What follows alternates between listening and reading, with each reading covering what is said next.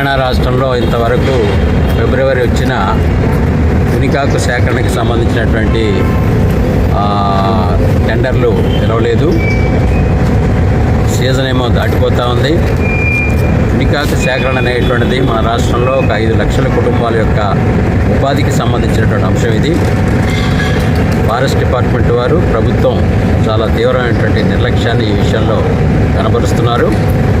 ఇప్పటికే చాలా ల్యాప్సెస్ అయిపోయింది పీరియడ్. ఇది కాలమానాలను బట్టి జరగాల్సినటువంటి క్రతువు ఇది.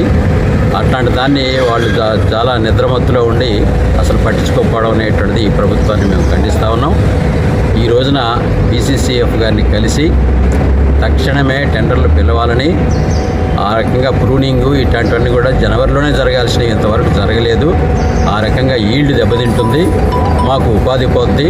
అందువల్ల తక్షణమే టెండర్లు పిలవాలని, ఈల్డ్ పెరిగేందుకు కావాల్సినటువంటి ప్రూనింగ్ని చేయాలని చెప్పేసి డిమాండ్ చేస్తూ మేము ఈ రోజున బీసీసీఎఫ్ గారికి వినతి పత్రం సమర్పించడం జరిగింది.